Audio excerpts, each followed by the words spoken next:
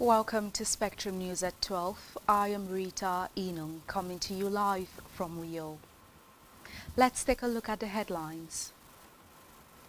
President Tinubu hails fan chief on election as ASEAN Africa Vice President. Governor Moino declares open Akwa Ibom Electricity Summit 2025. Plus, French President Macron to offer scientific evidence to U.S. court to prove Brigitte is a woman. Details of these stories and more in a moment.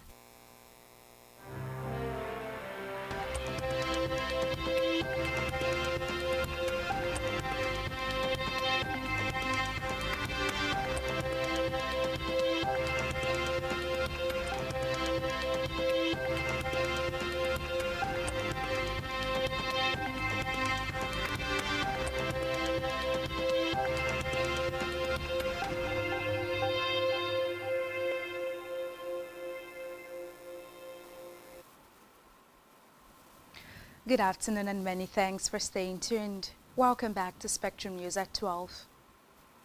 We begin the news from the national scene where President Bola Ahmed Tinubu today congratulated the Managing Director of the Federal Airports Authority of Nigeria, Olubunmi Kuku, on her election as Vice President of the Airports Council International Africa. Tinubu conveyed his congratulations through a statement signed by his Special Advisor on Information and Strategy, Bayo Onanuga, titled, President Tinubu congratulates FAN Managing Director Olubunmi Kuku on her election as Vice President of ASEAN Africa. Kuku's election was ratified during the 34th ASEAN Africa General Assembly held in Lusaka, Zambia from September 13, 2025.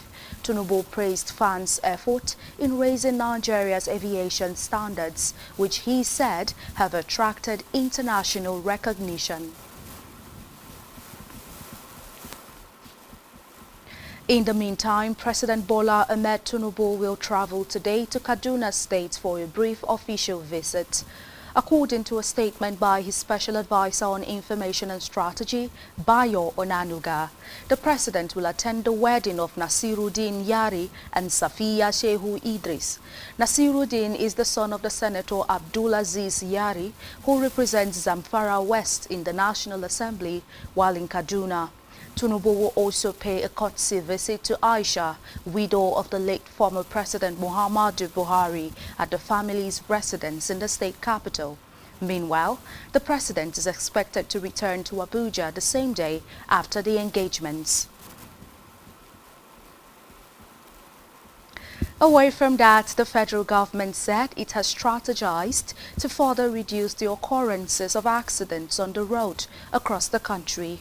The Minister of Transportation, Alhaji Saidu Al-Khali, stated this when he received a committee to address the critical road safety in the country in Abuja.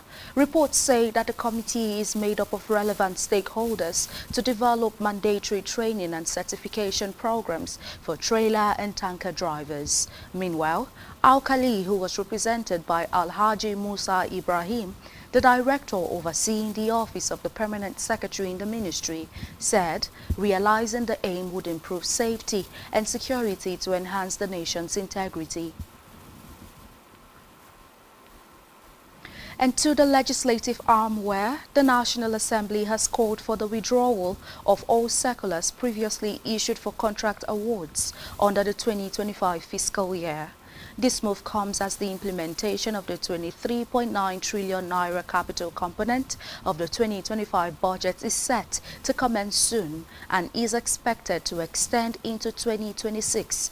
The resolutions were reached during a meeting between the Joint Committee on Appropriations and the President's Economic Team at the National Assembly.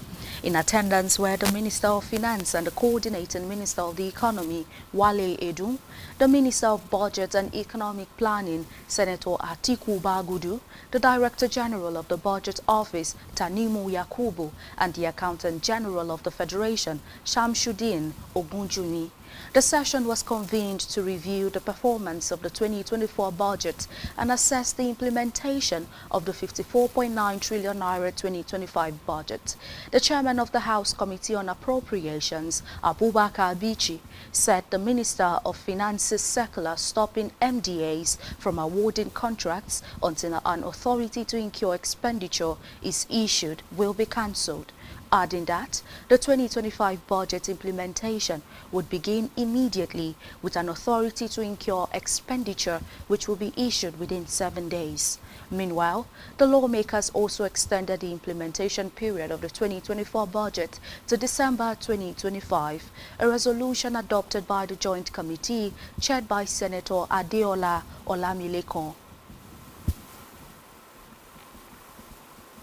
And in the meantime, the Senate Committee on Federal Capital Territory Area Council and Ancillary Matters has appealed to the members of the National Association of Resident Doctors, NARD, FCT chapter, to immediately suspend their ongoing strike. The committee also pledged to engage urgently with the Minister of the FCT, Nyesom Wike, in order to address the doctors' demands and find a resolution.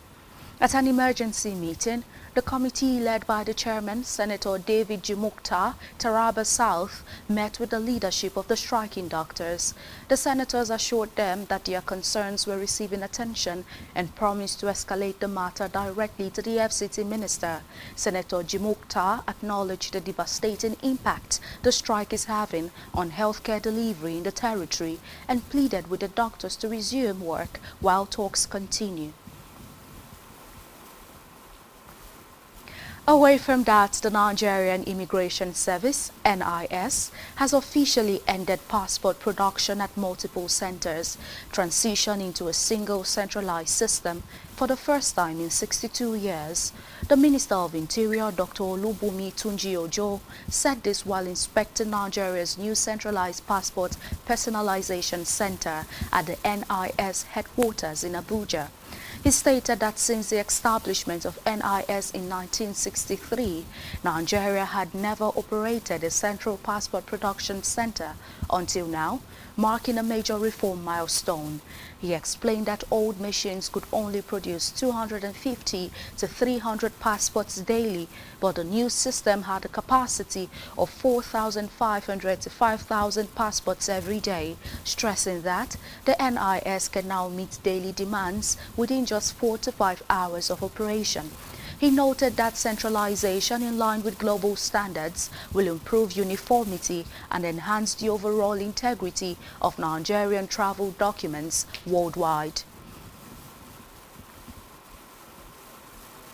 In a separate development, the National Youth Service Corps, NYSC, has relocated its orientation camp from Yikpata in Edu local government area of Kwara State to Kwara State Polytechnic, Ilorin, due to security concerns. Recall that some communities in Edu and Patigi local government areas in the Kwara North Senatorial District have recently been under siege by armed bandits. NYSC Kwara State Coordinator Onifade Joshua, who confirmed the relocation, disclosed that it was approved by the Urban Electricity Summit 2025, describing it as a major turning point in the state's quest for energy security and unlimited access to power. According to him, the time has come for someone to take a critical decision to make things work in the state's power sector by asking the right questions and getting the right answers, stressing that it is a task he is fully ready to take on. Speaking at the 4 Points by Sheraton Hotel, Ikotekpene, Governor Ino said the summit themed attaining energy security and universal access for Akwa Ibom State within the framework of the Nigerian electricity supply industry must move beyond another talk shop to producing a practical roadmap with timelines, clear responsibilities and measurable outcomes.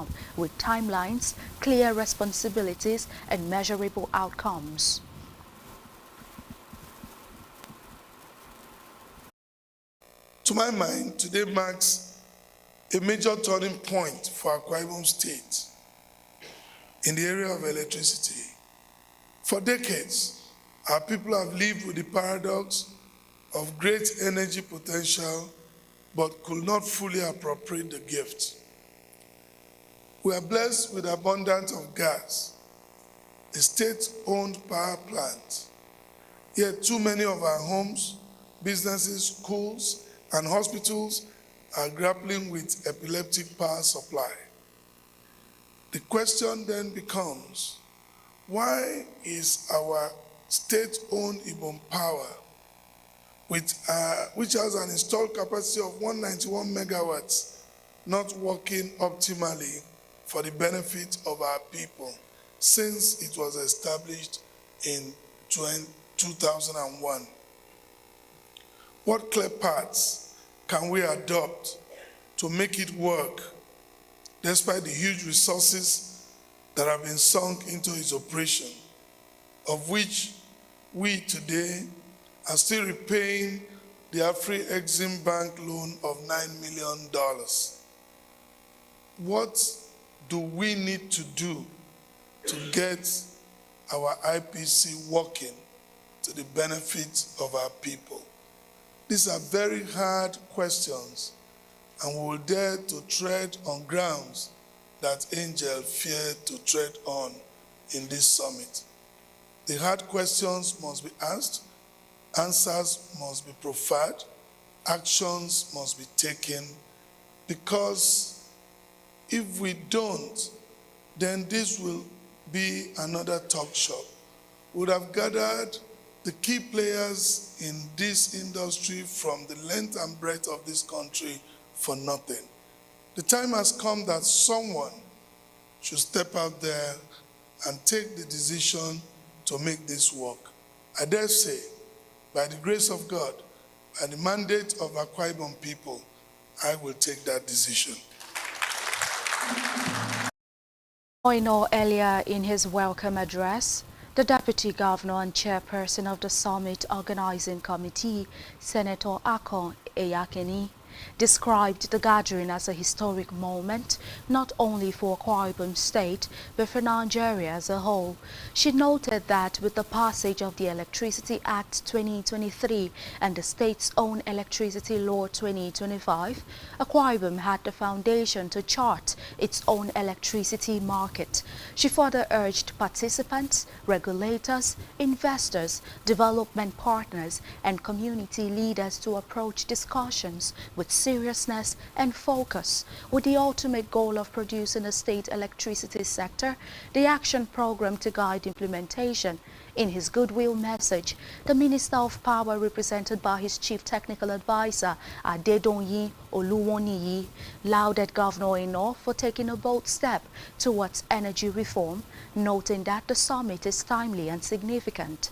Other goodwill messages also came from the Speaker of the House of Representatives, who was represented by Victor Nwokolo, the Chairman of the House Committee on Power, representatives of the governors of Enugu, Abia, Cross River and Bayelsa states, where they all praised Akwa Ibom for setting a precedent that would benefit other states. Government House correspondent Jane Uwa reports that the high point of the event was the official unveiling of the state electricity regulatory policy and the Akwa Ibom State Electricity Law, jointly reformed by Governor Eno, Deputy Governor Eyakeni, representative of the Speaker of the House of Representatives, the Minister of Power's representative, and other dignitaries. It gives me great pleasure on behalf of my performing governor, His Excellency Pastor Umar Basieno, PhD, to welcome you to this historic gathering. The Akwa Ibom State Electricity Summit 2025. This summit is convened at a defining moment with the passage of the Electricity Act 2023 and the fifth constitutional alteration. Nigeria has empowered states to take charge of their electricity destinies. Akwa Ibom State has seized this opportunity. The Akwa Ibom State House of Assembly had passed the Akwa Ibom State Electricity Bill, and the Governor of Akwa Ibom State, His Excellency Pastor Moino, had assented to the Electricity Law 2025. These instruments now provide the foundation for us to establish our own electricity market designed to serve the needs of our people, attract private investments, and ensure that every household and enterprise has access to reliable power. On the foreign scene, U.S. President Donald Trump has suggested to Prime Minister Keir Starmer that the military could be deployed to curb illegal migration. He stated this at a news conference marking the end of the second state visit to the United Kingdom.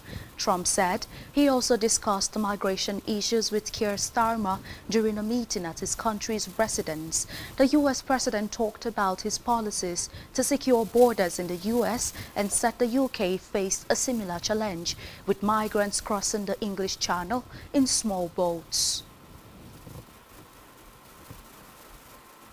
And still on the foreign scene, Emmanuel Macron and his wife Brigitte are planning to present photographic and scientific evidence to a U.S. court to prove Brigitte Macron is a woman. Their lawyer says the French president and Brigitte will present their documentation in a defamation suit that have been taken against the right-wing influencer Candace Owens after she promoted her belief that Brigitte Macron was born male. Meanwhile, Owen's lawyer have responded with a motion to dismiss the claim. Reports say the Macron's lawyer in the case, Tom Clare, and said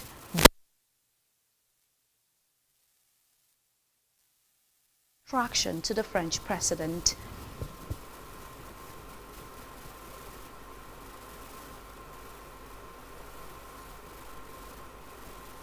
And still to come in the news. President Tinubu says Nigeria is ready and willing to host Commonwealth Games 2030. Stay tuned for details in a moment.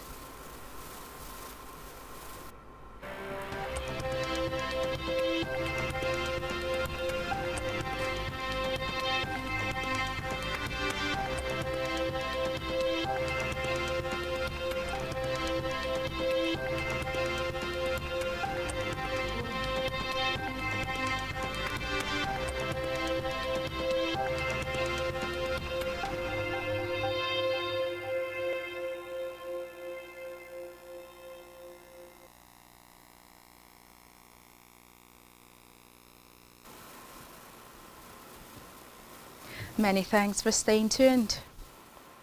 On our business news, the National Pension Commission has disclosed that the federal government may issue a 758 billion naira bond before the first week of October to clear outstanding pension liabilities. Speaking at a press briefing in Abuja, the Director of Contribution and Bond Redemption Department at PENCOM, Usman Musa, explained that the process had already begun and was moving quickly following the approvals of the Federal Executive Council and the National Assembly.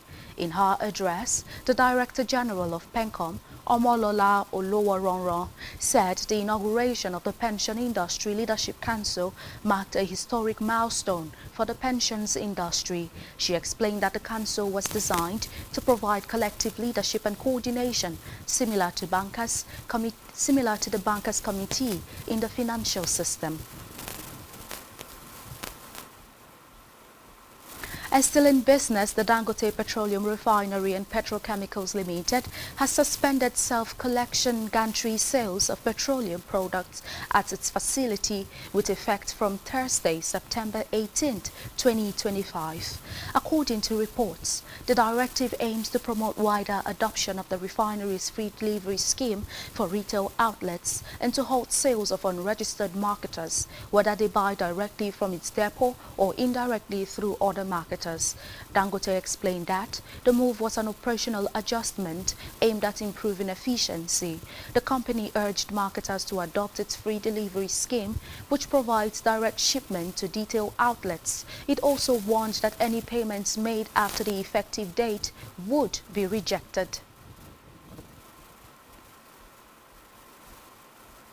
In health, the World Health Organization (WHO) has commended Nigeria, China, Egypt, Russia, Brazil, Denmark for reducing the mortality rate in non-communicable diseases for their citizens.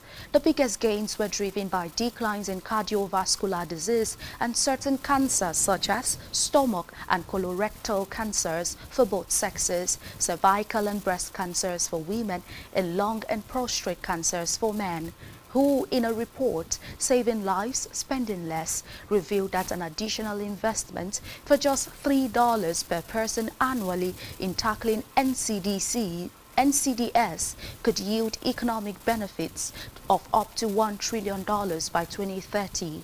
The UN Health Agency, however, called on member states to invest more in cost-effective solutions to manage NCDs and mental health. In sports, President Bola Ahmed Tinubu has declared Nigeria's readiness to host the 2030 Commonwealth Games, pledging full government support to deliver the first ever edition of the sporting event on African soil. Speaking through his Chief of Staff, Femi Gbajabiamila, at the State House, Abuja, on Thursday, the President assured the Commonwealth Sports Bid Evaluation Committee that Nigeria possesses the capacity, infrastructure, and political will to stage a world-class game.